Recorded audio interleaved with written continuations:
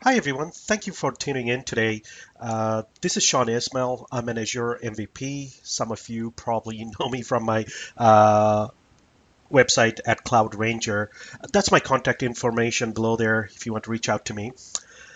So what we are going to talk about today is container service and more precisely Azure Container Service. It's a fantastic containerization tool, Docker. That's what we'll be concentrating on today, and Azure Container Service is built on that. So let's get started on what we are going to do today. So on the agenda, the first thing I'm going to do is talk about containers in general and what they can do. Then more specifically, I'm going to jump into what Docker is as a containerization tool. And I'm going to talk about Docker Swarms, which is basically container clustering, and definitely go through a demo on Azure to show you how all these things are tied in. So before I get started, I want to just set the premise here a little bit. So I'm assuming you're familiar with Azure and you know your way around in Azure. I'm also hoping that you understand a little bit of open source Linux in general and some of the tools that comes with the Linux system. And I'm not going to get into super basics on how to do that because this is an advanced topic for understanding purposes anyways. So I'm hoping that you already have all those. And if you want to follow along, you'll definitely need an Azure subscription. And that's all you really need, an Azure subscription. And, uh, you know, I guess we'll have fun. So let's get started. Containers. So before we get into containers, we need to understand where containers came from and the concept of containers came from. And it's a lot related to how virtual machines were. So let's start with the virtual machines. By now, everybody who is actually viewing this knows what a virtual machine is.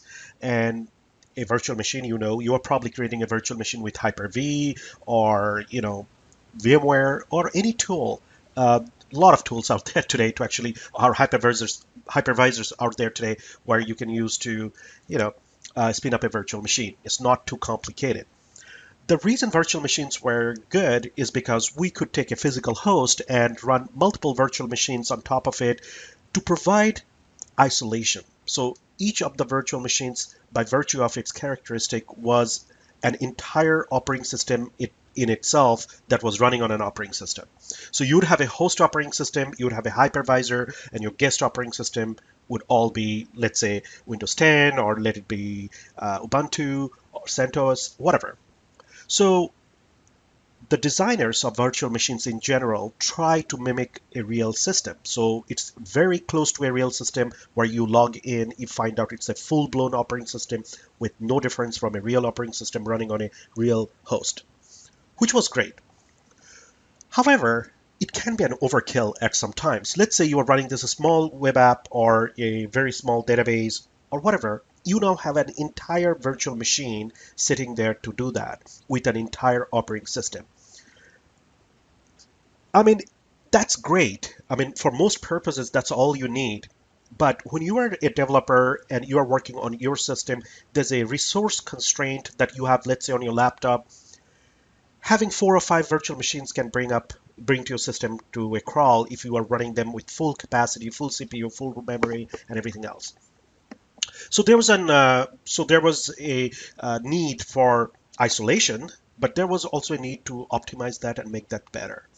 Um, and anything else with a virtual machine, that I can think of at this time is that it mimics a real operating system. So when you turn on a virtual machine, probably takes a shorter time, but it still goes through a booting process, gets you to the OS with all its subsystems and everything in there. So there was a need to get this isolation, just like I mentioned, and that's when containers came in. So what containers did, by contrast, was that it was leveraging the already operating system in place. So they were saying that, hey, you already have a host operating system that the hypervisor is going to run on. So I'm going to just use the host operating system. And I'm going to have a very low footprint. Means it's not going to be a full virtual machine. Each container will have exactly or as close to as possible isolation or separation like a virtual machine. And what it will do is that it will not duplicate or it will not have its own operating system. So once you have an operating system, and if you look at the right over here, once you have your current operating system, let's say your laptop, you're going to just have the container engine. Unlike the virtual machines over here, you'll see there's no guest OS over here. So you're not going to have each container which is the operating system. No, not at all. You're going to still use this operating system that is there. And what you're going to do is make sure that you have everything that's required to run your app up top over here in that container. Okay? And think about it. If you're a developer or a systems person, what does an app really require? It requires the runtime system. You need to have the libraries. You need to make sure all the other resources that application needs to be there. There are 1,000 different things in an operating system that are there that you'll probably not use. So container counts on that. What containers tells you is that we're going to just use whatever is required for that app I'm going to run, which is probably a handful of files, some library files, calls that it will be making to the operating system. And that's really it. Let's say you're trying to run something like an IIS, or you're trying to run something in Linux like an Apache or Nginx or SQL. You don't need everything that the entire operating system has. Okay, so try to refreshing that. Containers will only be some sort of a wrapper around your app with only the stuff that's required to run that app. And that's it. And it is going to be running in isolation, and that's what it's going to be. What this does is for developers, when you are trying to run the same app, you will use like lot lesser memory, lot lesser CPU in a container than doing that in a virtual machine. I mean, not by the virtue of the app, but how virtual machine itself will require a lot more memory to run even on your laptop than just a container. Okay, so I hope that's clear. And you can definitely have, let's say, if you have 16 gigs of memory on your laptop and you are running a server at least with, like, let's say the minimum 2 gigs or 4 gigs, you have a lot of limitation. I mean, after 4 VMs, you will see your system is trying to like really struggle to keep up. With a container, just because your app requires, the container itself requires less, I mean, it has less footprint and requires less resources, you don't have to do too much. You could probably be running the same app like 10 times without having an issue in an isolation rather than in virtual machine. Okay, so this is why containers actually work out. And when I was trying to learn containers first, I was trying to look for the use cases. I'm one of those guys who needs to know that what are the use cases for me to actually go get into containers that are virtual machine. So one of the use cases for sure is that if you're a developer, you're trying to run this application, every time you're making a little change, you still want to ensure that it is going to run in the same environment like your users. So ideally, what we would do is we'd get a virtual machine. We'd go install the server on the virtual machine, deploy our code, and do that. Just imagine you came up with a newer version of code later after lunch today, and what you will find out is that you probably need another virtual machine, or you need to go to the virtual machine and clear things out and redeploy again. It takes a lot of time. You have to create a virtual machine sooner or later. I don't know how good your coding is. My code needs to get, I take few turns before my code actually finalizes and gets better. So you run out of resources. In fact, if you are in an enterprise, you are probably going to get a virtual machine from your organization, and you might have to go to somebody else to do that for you every time you need a virtual machine, which was great back in the days. But now, to be agile, to do things quicker, using containers, you can do this on your system. And you can ensure that through using a container, you're going to get the same environment every time. There's not going to be any difference. And the other thing that is going to happen is that containers are portable. So you can actually take your container and you are running it on the container engine on your laptop.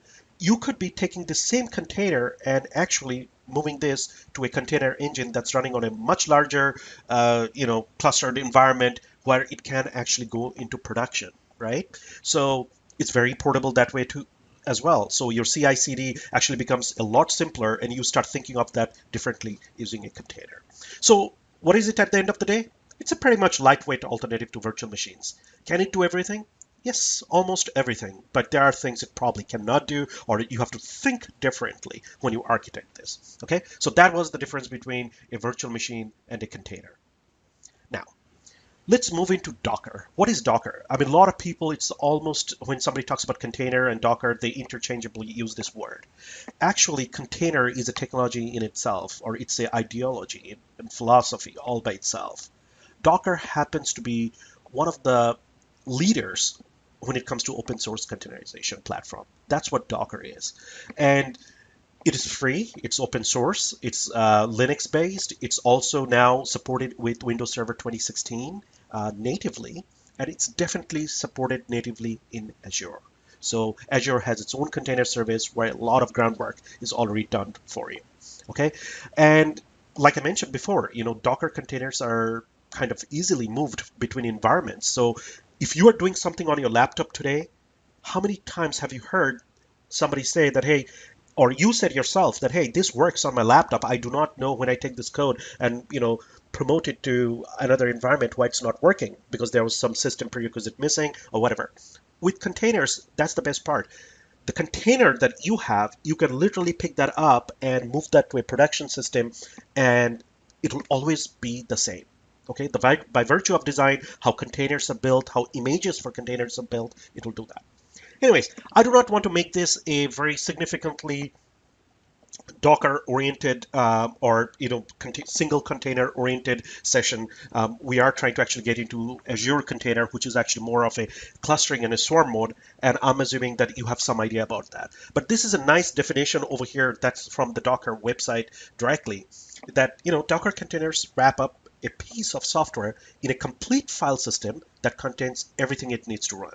Right? So, like I mentioned, that it will take your code, runtime, system tools, system libraries, whatever. It will package that into one container. And this is where the picture is coming from. It's actually like this.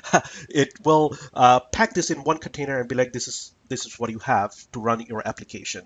And you can take this container and actually move around between systems, regardless of which environment it is. It will run the same on your laptop. It will run the same on Azure. It will run the same on AWS, anywhere you go. Okay, so the link that I want you to take a note of over here is this one, https docs.docker.com, Docker for Azure. So Docker and Microsoft partnered quite well, which is something Microsoft is doing. They're making more and more partners in the open source arena, and they're working together to actually make some of these things work together. Okay, so let's actually move to the basic Docker architecture. Like I mentioned, that I don't want this to be a container session by itself, but I'm just going to give you enough to get it started. So with the Docker architecture, you have to remember the Docker utilizes a client-server architecture. There's a client and there's a server. Essentially, that's how we need to think about it.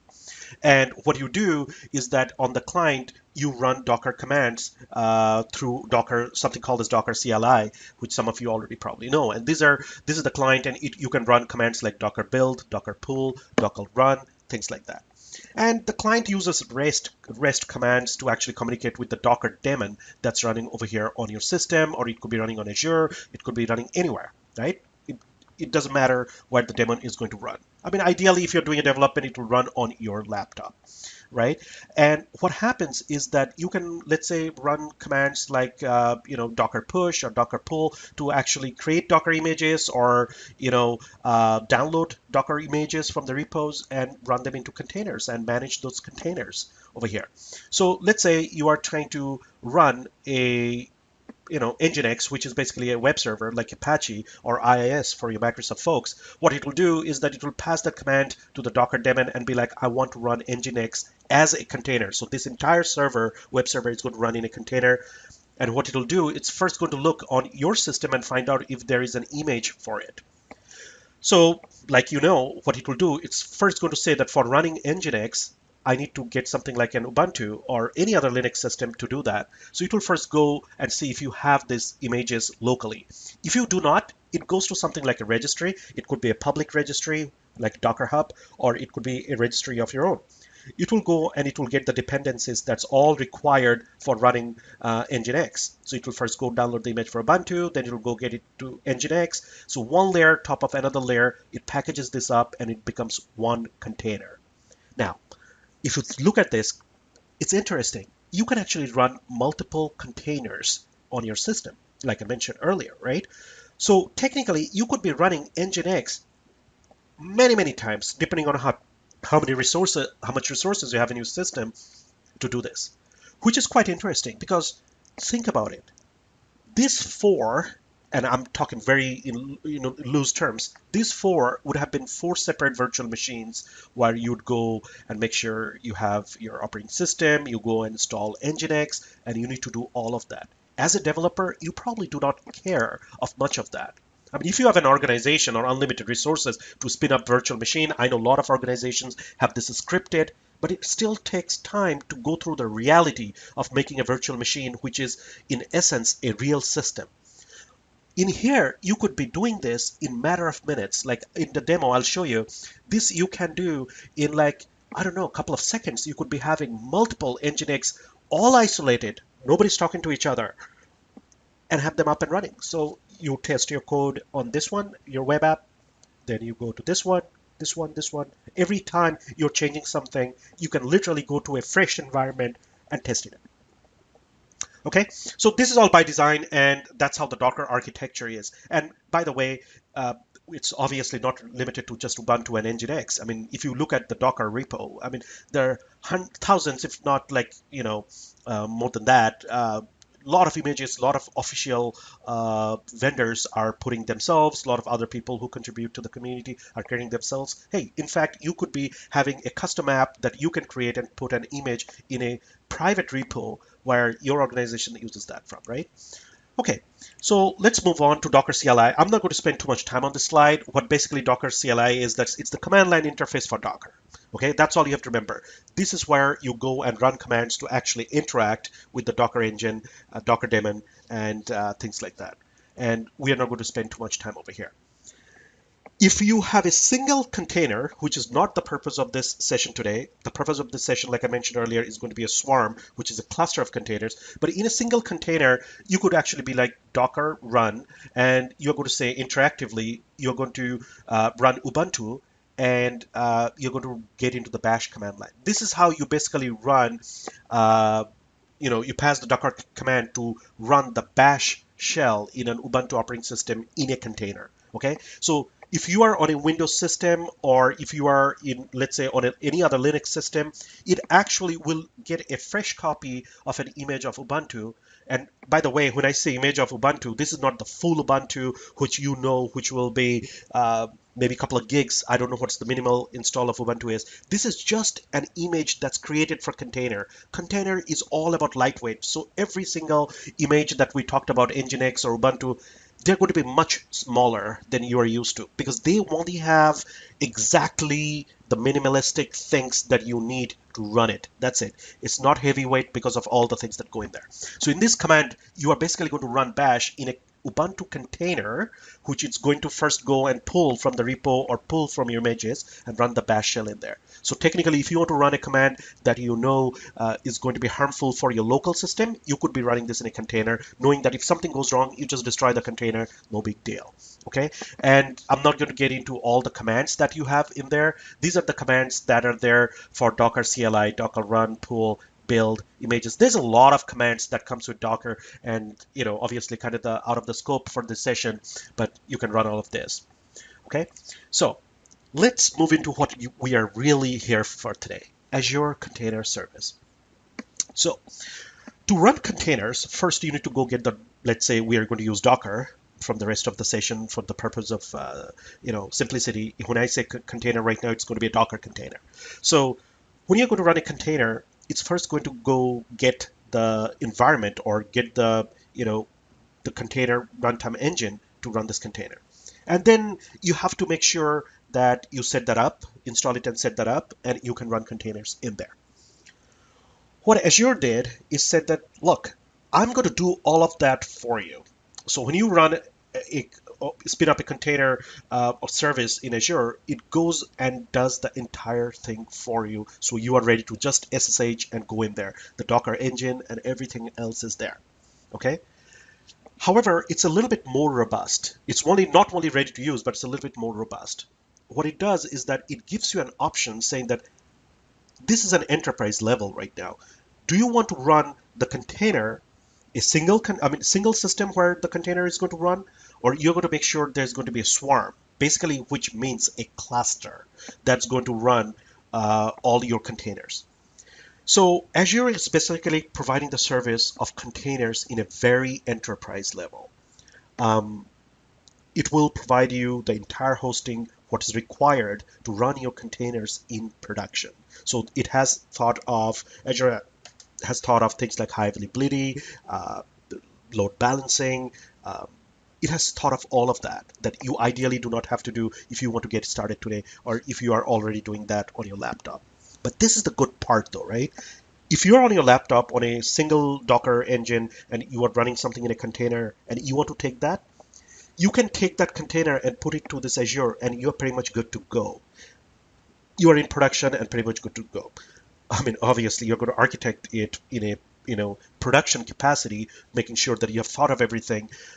But it's that simple because it's so portable. And Azure is coming and saying that don't worry about the details of just the setting up the systems and everything in place, spinning up the virtual machines which are going to run these containers. End of the day, I'll take care of all of that. Okay, and you can run Linux container. You know, either in Azure or your custom data center, whatever, right? I mean, but Azure says, I got it all done for you. So what it does is also use something called an orchestration tool. So Azure does that for you. If you haven't heard that yet, that's all right. Orchestration really comes into play when you are actually doing container in an enterprise scale with clustering and things like that. Orchestrator is basically like a tool, let's put it in very simple terms, which will go and make sure which host is going to run which container, how to load balance them, how to make sure that the traffic is flowing between them, and you can control them. How many containers do you want to spin up? Where do you want to move the containers between your cluster? So the orchestration tool does that. So there are a couple of open source orchestration tools. So Docker is, like I mentioned, is just using, Docker engine, but you can have other orchestration tools that can use the Docker engine. So popular ones are, DCOS. Then there is Swarm, the one which we are going to concentrate on today. Swarm is actually a orchestration tool that's by Docker, and it works quite well natively. I did not put another one over here, which is Kubernetes. So Kubernetes is like not open source, or I've seen people use that quite a lot because it's quite robust. It has its own tools and everything else.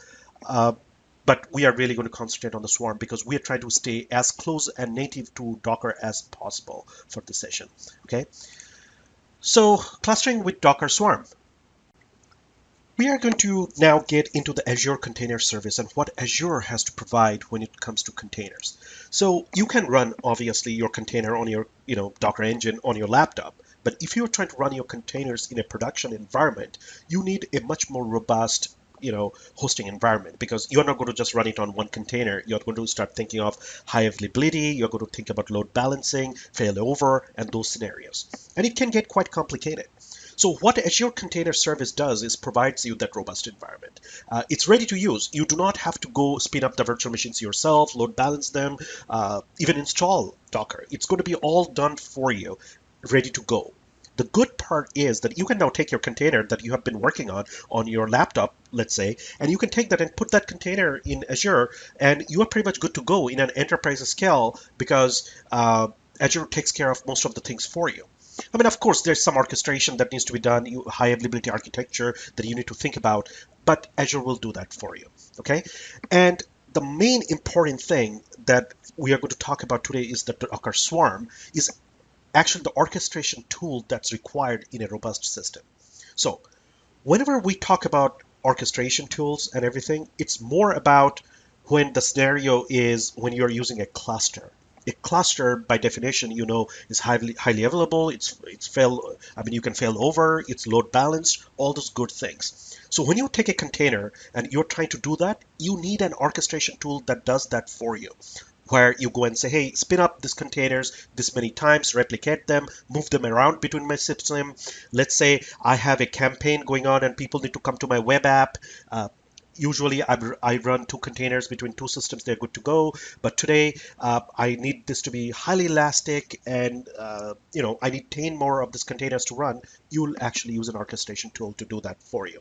So there are multiple orchestration tools. Really popular ones are DCOS, Swarm, Kubernetes. I did not put Kubernetes in here. It's actually designed by Google and pretty much donated to Cloud Native Computing Foundation, from what I understand. But anyways, those are the orchestration tools that run over Docker to do that for you.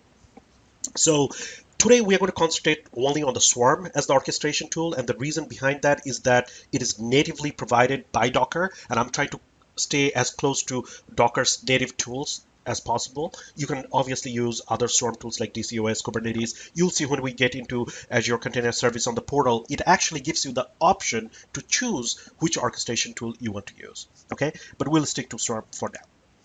So this is what it looks like when Azure goes and spins up a container or Docker container environment for you. What it does is, end of the day, create a master. So if you remember, it was a client server technology. So we are going to have both client and server and an orchestrator which actually takes care of all of this, right? So the master server is basically where your orchestration tools controls everything from. You can have multiple master servers, okay? I mean, you could make the master servers as a VMSS or a virtual machine scale set by itself. But for our purposes, we're going to probably just use one master to control a bunch of agents, okay? So agents are basically your worker roles. I mean, not the worker roles in the sense of Azure. Maybe I'm not going to use that term, but they are workers. What they do is that they are virtual machines by themselves. So as you can see, it's an agent virtual machine scale set, and you run your containers on the agents. Okay, so let's say you're going to run your containers X number of times. You can probably get away with 3 virtual machines with multiple containers running on them. Obviously, for high availability and failover, you probably will run one container on one of these virtual machines. But then it's probably one container out of many. Your entire application, like could be multiple containers, right? I mean, your web app could have Nginx, your SQL could be MySQL, then you might have something else that's running in another container. So let's say all those 3 containers on one agent, and to replicate them, you make sure they're on all the agents. Now you have a high load. It's a virtual machine scale set. You can add more nodes to this scale set and you'll be fine. So it's extremely scalable. So what Azure does when you spin up an container service is basically create this for you. It will create the virtual network. It will create 2 separate subnets for making sure your master and your agent runs separately in different subnets. It will create the load balancer for you. So let's say that you have web traffic, you have a web app running in these virtual machines and containers here. So it will open those port 80, 43, and 8080 by default. And over here in the master, it wants to make sure that you can, terminal into it, you can SSH into it. So it will open the NAT, it will do the natting for you and open this port so you can actually access the master and do all the cool things. So out of the box, when you spin up Azure Container Service, this is what you are going to get. Having said that though, I'm not going to actually use this architecture today, and I'll tell you in a bit why. I'm going to use this one. One, it's simpler, and 2 is how I'm going to run the orchestration tool.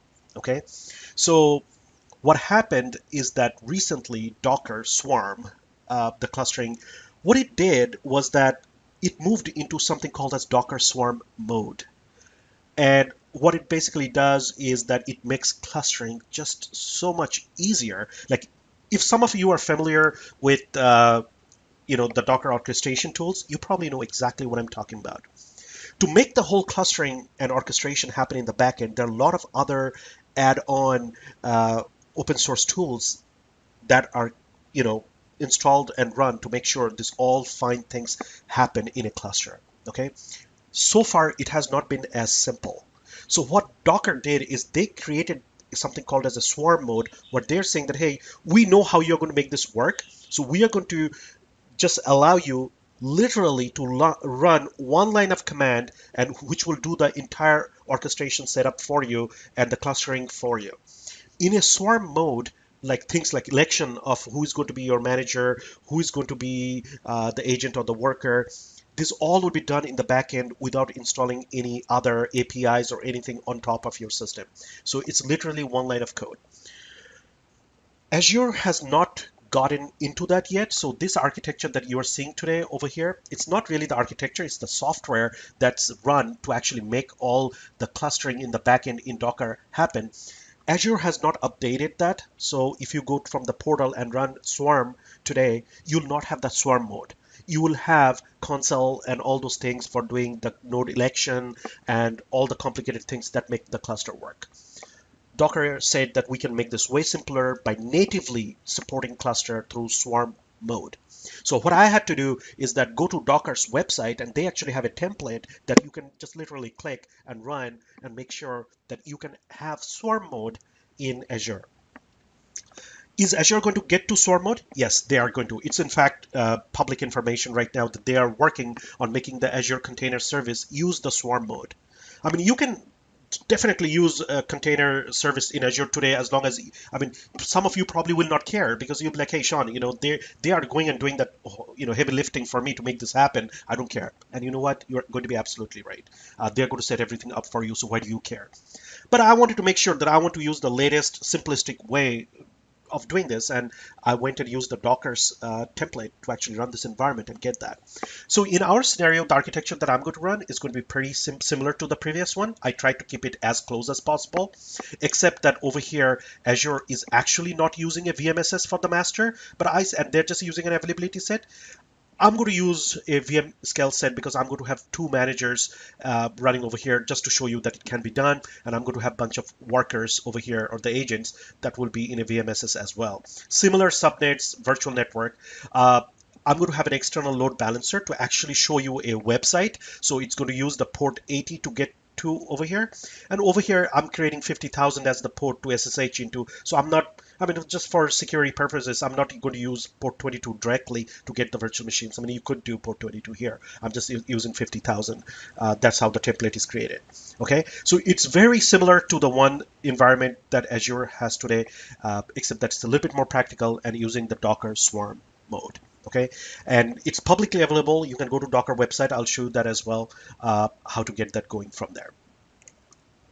So having said that, once you are in the swarm mode, you are no longer in like a regular single container. The commands change a little bit because now you're not just talking to one container, you're talking to the orchestrator, which is going and doing multiple things with multiple hosts running multiple containers. So the commands change a little bit, right? I mean, these are the swarm commands, basically Docker swarm initialization. You remember the conversation I was having earlier with you about how it's one command to actually get your entire cluster going? Well, this is just it. Literally, Docker Swarm init, and it will go and create the entire cluster for you. So the people who have actually done this before, they're like, okay, Sean, so I don't have to go install the console. I don't have to go use the other APIs that makes all this thing happen. No, you don't. It's just that one command natively, it'll go and do that. And I think from Docker version 1.12 or 1.13, that's when it started supporting that. So if you're using a container engine, which is a lower version than that, you'll probably not have this command. So you need to update. Okay. So these are all the commands that you can use to actually use the swarm, right? Those are the commands. So I'm not going to take a whole lot of time to actually go that because some of this I'm going to give you in a demo. Let's actually go and get started when how to deploy this. I'm going to show you how to deploy this in both Azure Container Service so you can at least get it started. But the primary rest of the session will be the one that we are going to get from Docker, the template, and run that and see how it is done. Okay.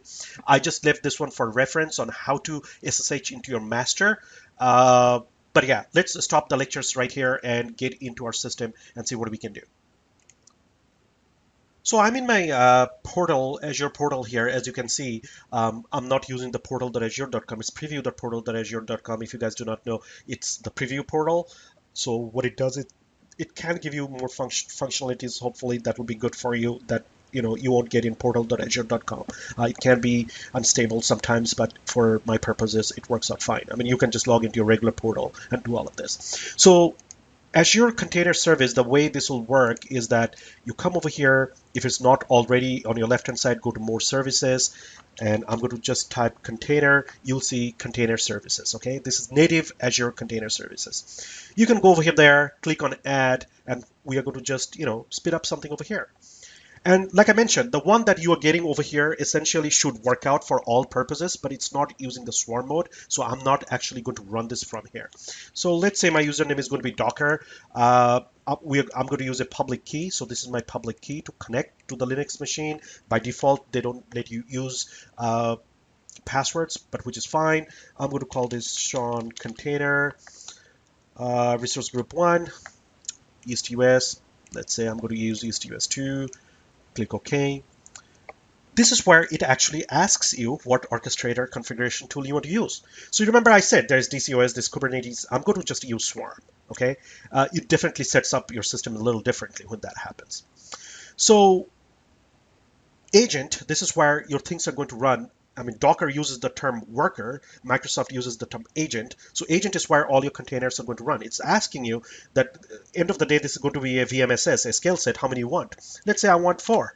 I want 4 agents to do everything. It's giving you an option to run what's going to be the virtual machine size for all your containers. For your hosts that are going to have the containers, I'm going to say whatever it is. Now it's going to ask the master count, right? Or the manager's count.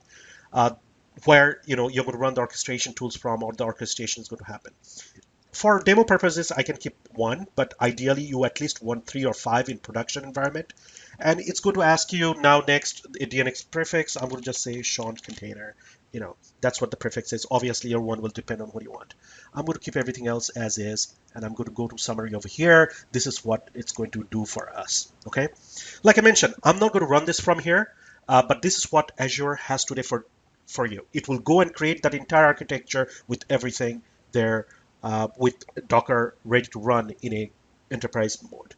Okay, I'm going to cancel this over here, and I'm actually going to take you to a different website. And this is, this is the URL I told you about, docs.docker.com and Docker for Azure. This is where we're going to run the template from, or the template I'm going to use. It is very similar to what you have in Azure today, but it does everything a little differently. In the orchestration point of view, it goes and uses Docker Swarm mode. So it's very simple. By the way, you can go over here and they have a very phenomenal documentation over here for the entire Docker. You can definitely look into over here and get started with Docker. If you do not know what it is, how to run regular containers, then something like a Swarm, you can do all that from there. But for our purposes over here, what we are going to do is I'll show you. You just go say get Docker, and rather than anything over here, you go Docker for Azure, and you go to setup and prerequisites over here. That's the page we are at. So go to the stable channel, deploy Docker for Azure. Just click on that and see what happens.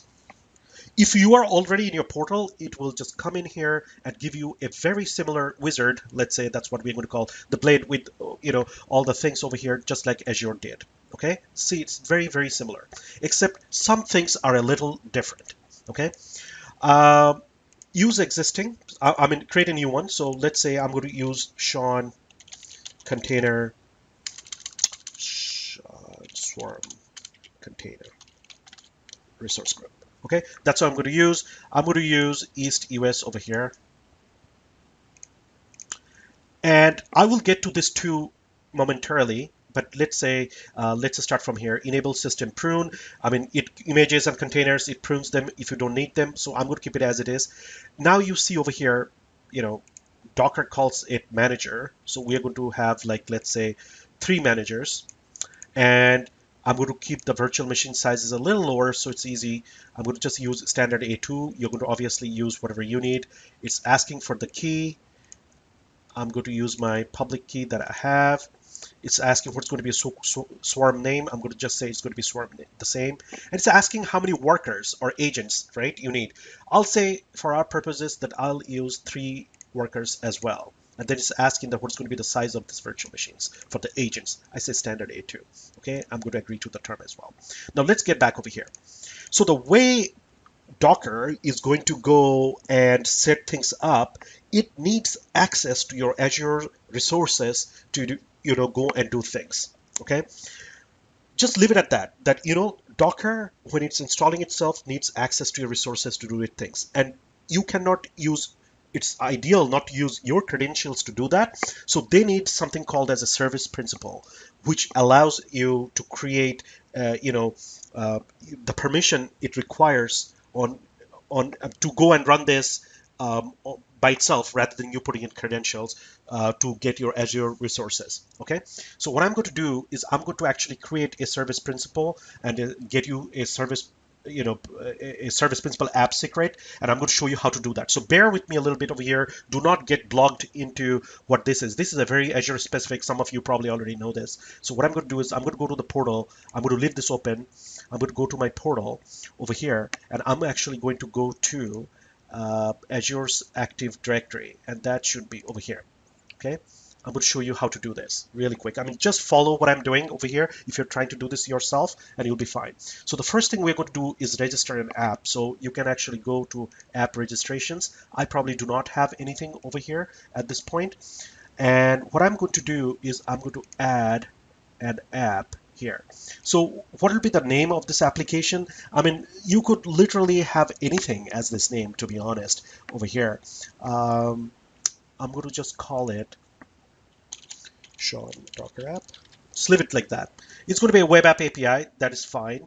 What is going to be the sign-on URL? I mean, you could put something over here that you will remember. It's probably, I mean, it doesn't matter what it's going to be. So all I'm going to do over here is HTTPS, let's say.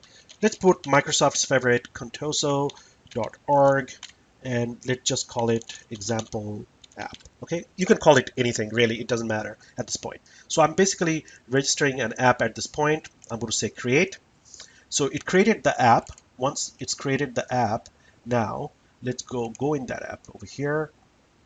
You can see the application ID came up over here. This is the information we will actually need over here, the principal app ID. So remember that that's there. Let me copy this and come over here and put that over here. And let's go over here and let's see what else we need. Now, okay, so we got the application ID and we now need to get some keys for that ID or the secret. So there should be no key here by default. I'll just say key 1, duration 1 year, whatever. The value will appear once you save this. So I'm going to say that, okay, so this is my key over here. So that's the key I need. Okay. So we created our app, we created the key over here, but we need to give it some permissions, which we haven't done so far. So let's go to, I mean, we need to give it a role, right? So let's go to subscriptions. It should be on the top. You should be able to see your subscription here. I'm going to show my subscription and click on the subscription over here. In there, I should be able to see access control.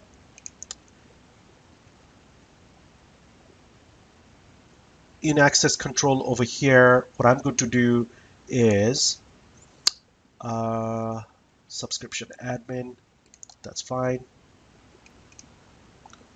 Just going to click on add. It's asking to select a role. I'm going to just give it a, let's see, what kind of role? I don't want to give it like too much. So sorry, contributor role, and that should pretty much do it. Now, who do you want to give this role to? So let's look for Sean and Sean Docker app. So you are basically giving the role to the app itself, and I totally had a typo over here, Decoker app. So I'm giving the app a contributor role over here. So let's click on save.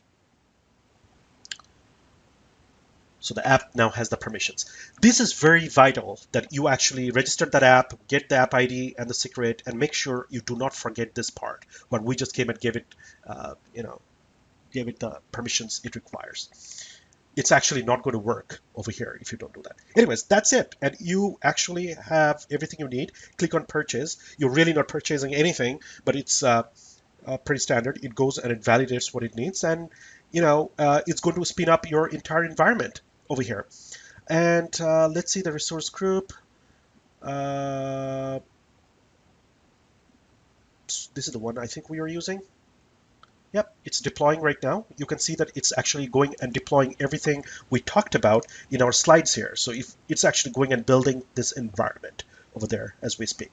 So by the magic of time and reality, I'm going to warp this up, and I'm going to come back when this entire environment is up and running. Alrighty, so it looks like the deployment completed. So let's go to resource groups here. I should see everything in here.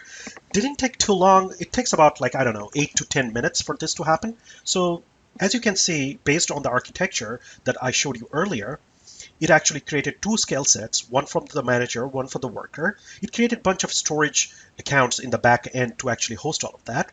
It has two load balancers. One is obviously for SSH. This is how we are actually going to log into the system or SSH into the manager to make the cool things happen with. And this is the load balancer for the agents or the workers where your containers are going to be up and running. Has one virtual network which is doing everything over here. The two public IPs obviously because one is to get to your SSH, the other one is one we are actually going to use to get to the site. So give me one sec over here. Let me close some of this and make this nice and clean. And the thing I want you to note over here, based on our diagram over here, is that it did everything, but it did not create this rule. Okay, so Docker does not do that because they do not know what you're going to use this for. They do not want to open up for port 80 to do whatever you need. In When Microsoft actually has their container service, it creates all this for as an example. But imagine if you are not using port 80 or 43 or 8080 for whatever reason, you need to go and close that. But that's fine. What we are going to go and do is go to our external load balancer, not the one for SSH. We're going to create a load balancing role over here. So what we are going to create is port 80 to open up. So I'm going to say that let's add a rule over here. Let's call it HTTP rule because it's HTTP traffic.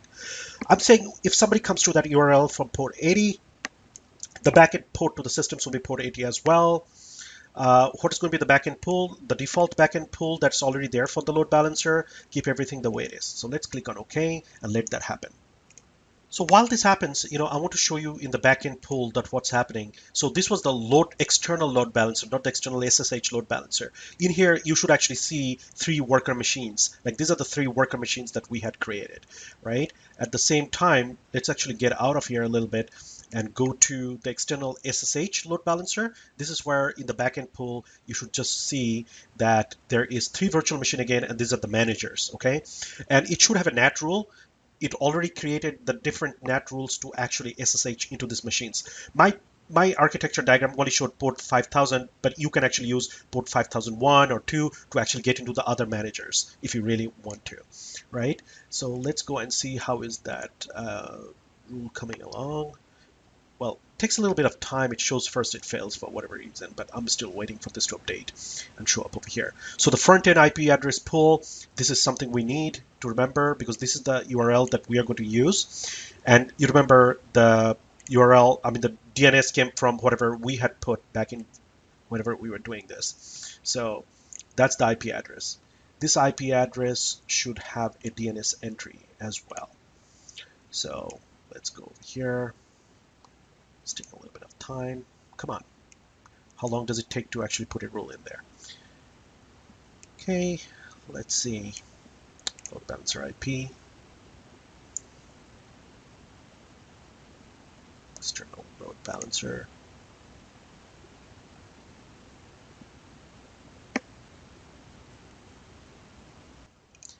Anyways, while this is happening, I'm actually not going to wait for it right now. Anyways, I'm on my Windows 10 machine over here, and this is my Bash on Ubuntu over here. We are going to actually log into one of the managers and see how things are happening there. So the way we are going to do that is go to the external SSH load balancer. From here, take the front-end IP. So basically, this is the IP address that we need to SSH to. Okay, so let's get this from here. Make sure it's on the right one. And come over here. I'm assuming that you already have your, key pair and everything set up over here. Obviously, you can see the public IP address that the public key, I took it from here. That's my private key. You already have that, so you don't need a password. The way we are going to SSH, and this was what on the document that I had was that you're going to use a specific port. The port I'm going to use is 50,000. And the username is Docker by default, and this is going to be my IP address. This should get you in there. So let's see if this works. Let's go to ask this the first time. Absolutely. I have a passphrase for my key. I'm going to enter that right now. You'll have that. And you should see welcome to Docker. And you are connected to the manager. See the host name, swarm manager 000. This is the very first manager. So for whatever reason, every time I press enter, it actually comes up this garbage over here. But, bear with me over here. That's just some sort of a bug that's there on the system. So the first thing you want to do, let's clear the screen. I am on the manager. I want to see what version of Docker it's running. So real quick, Docker, if I can spell this correctly, Docker version. It's running version 1.13, so I know that Docker Swarm is actually there. Let's see, what are the other nodes what is Swarm doing here? So let's do Docker Swarm. Let's make this screen a little bit bigger. Docker Swarm and see how is my Swarm. So as you can see, that manage Swarm, it gives you all the example help and everything over here. What you need to do, it's already there. What are all the nodes that are there in my swarm? So I'll do docker node ls, listing that. And actually, you can see that I have right now a manager, 2 manager, 3 manager, 1, 2, 3 workers. So it's actually showing all these people are ready and active, okay? And it's showing the leader because remember, the Docker Swarm mode actually goes and elects the leader who's going to be the manager out of this 3. You can see the manager, which is actually 002, not this one. This is 000. 002 is the leader right now. But it shouldn't matter. As long as you are on one of the managers, you should be able to do anything, right? To make all this happen, there should be some images that have already been downloaded. So if I do Docker images, I should be able to see some of the images that were there to help build this environment are already there. Okay, so if we run a regular Docker command to actually run anything, it will go pull the image, like I said, from the repo and all that. So let's do something interesting right now. Clear the screen. I'm going to create, this is what I'm going to do. I'm going to create a Docker container. So the way in Docker Swarm you need to do that is Docker service. So they use the term service and container interchangeably. I'm saying that create a Docker service or Docker container, name it my web, okay? I'm going to expose the port. So what I'm saying is that let port 80 of the container and my virtual machine, wherever this container will be run, they'll be using both port 80. And the web server that I'm going to run is Nginx, okay? So what this is going to do, it's going to create a web server as a container, okay? And that's all I really need. Let's hit enter. So it's probably already working and doing something over there. So do Docker service ls. I want to see what's happening. It's actually using the latest Nginx. Actually, let's do Docker images once again and see what's happening here. Okay.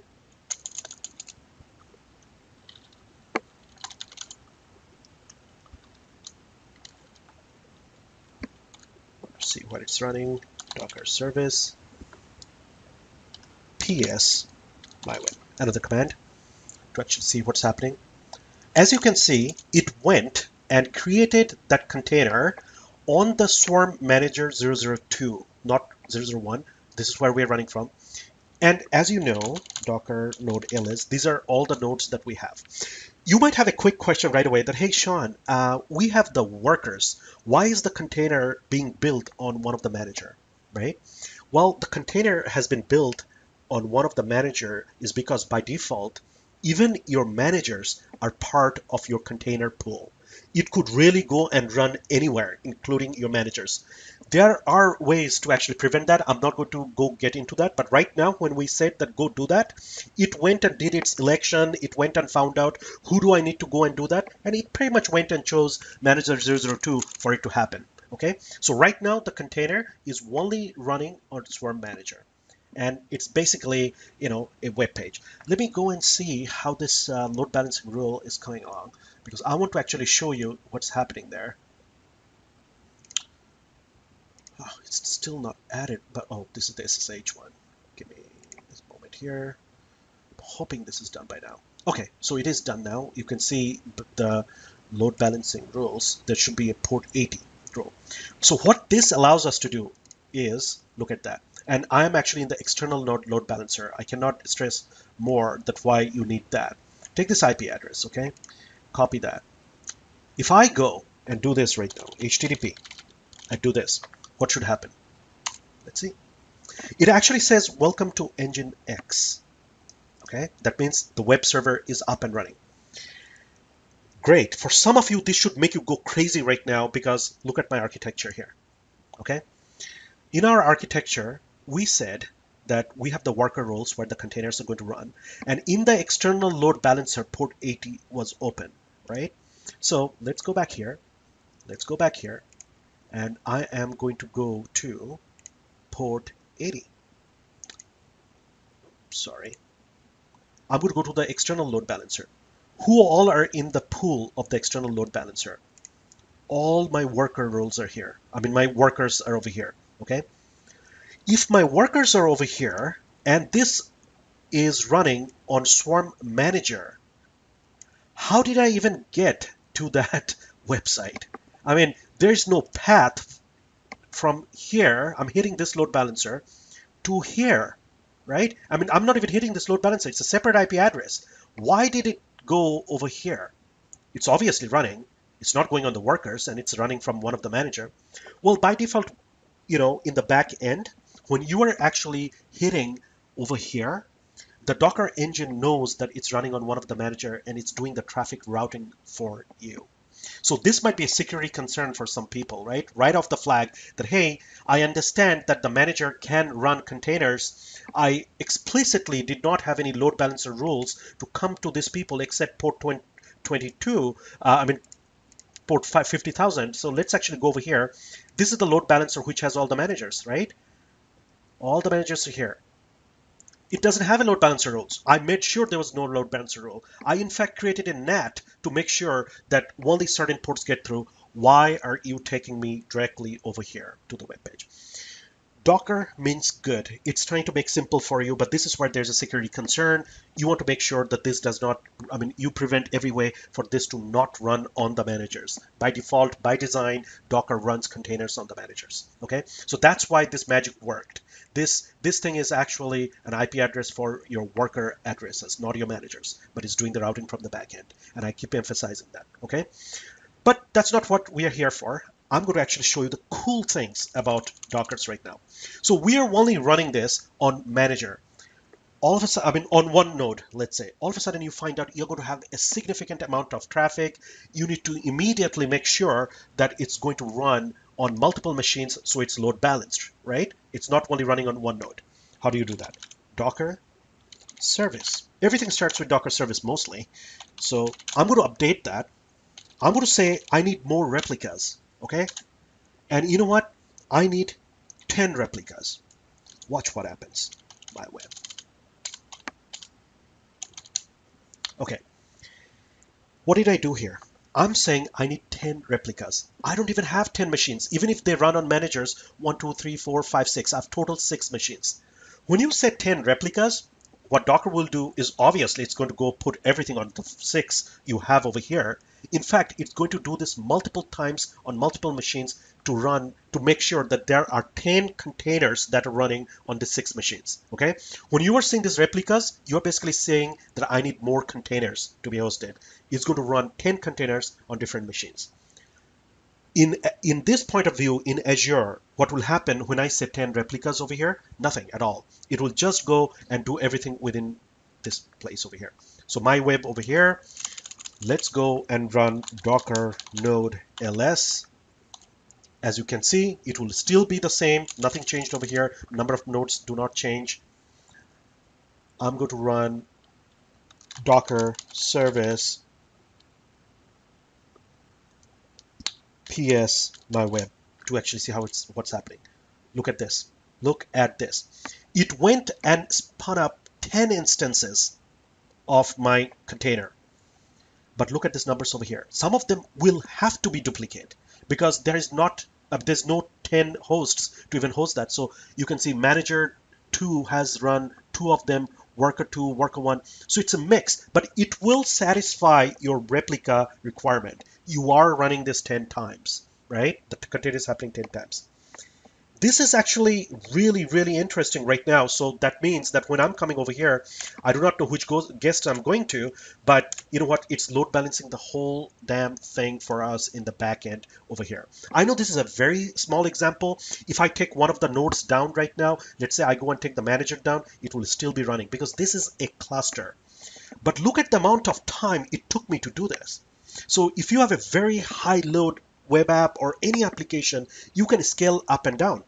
Now you can come and say that, okay, Sean, like, you know what, this container is great, but putting two containers on one of my hosts is actually taxing. Can I do anything about getting more hosts? Absolutely. This is where we used virtual machine skill set. So if you remember, we come over here and for some reason we need more workers. We can just come over here and go to number of instances and see what happens. Come to my instances over here. Okay, before I do all of this, let me clear this screen just to show you Docker node ls. These are all the nodes we have today. Okay, all the managers, all the workers. Look at this.